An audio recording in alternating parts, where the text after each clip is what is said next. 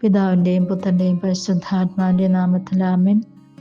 വിശുദ്ധ യോഹന്നാൻ എഴുതിയ സുവിശേഷം 1-ാം അധ്യായം 47 മുതൽ 51 വരെയുള്ള തിരുവചനങ്ങൾ. അക്കാലത്ത് നഥാനിയേൽ തന്റെ അടുത്തേക്ക് വരുന്നത് കണ്ട് യേശു അവനെ പറ്റി പറഞ്ഞു, ഇതാ നിഷ്കപടനായ ഒരു യഥാർത്ഥ ഇസ്രായേൽക്കാരൻ. അപ്പോൾ നഥാനിയേൽ ചോദിച്ചു, നീ എന്നെ എങ്ങനെ അറിയുന്നു?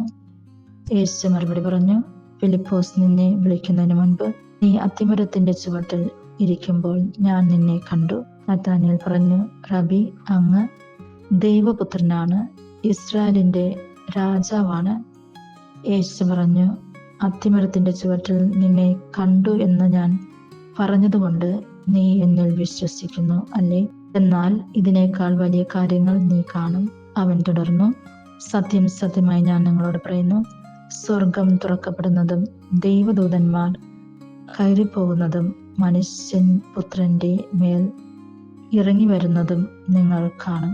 ഈ വചനഭാഗത്തിലൂടെ യേശു നമ്മോട് ഉണർത്തുന്നത്, ദൈവപുത്രൻ യേശു എവിടെയുണ്ടോ അവിടെ സ്വർഗമുണ്ട്. അവിടെ പിതാവിന്റെ സാന്നിധ്യവും പരിശുദ്ധാത്മാവിന്റെ സാന്നിധ്യവും കൂടിയുണ്ട്. യേശു ദൈവമായതുകൊണ്ട് സ്വർഗത്തിലുള്ള എല്ലാവരുടെയും സാന്നിധ്യം അനുഭവിക്കുവാനായിട്ട് സാധിക്കും. ഇവിടെ മാലാഖമാർ ഇറങ്ങി വരുന്നതും കയറിപ്പോകുന്നതും കാണുമെന്ന് പറയുന്നുണ്ട്. നമ്മൾക്ക് വിശ്വസിക്കാം, ഈ ലോകത്തിലും മാലാഖമാർ ജീവിക്കുന്നുണ്ട് എന്നുള്ള വിശ്വാസവും നമ്മൾക്കുണ്ടായിരിക്കട്ടെ. ഈ ലോകത്തിലുള്ള പുണ്യപ്രവർത്തനങ്ങൾ ചെയ്യുന്നവരിൽ മാലാഖമാർ പ്രവർത്തിക്കും.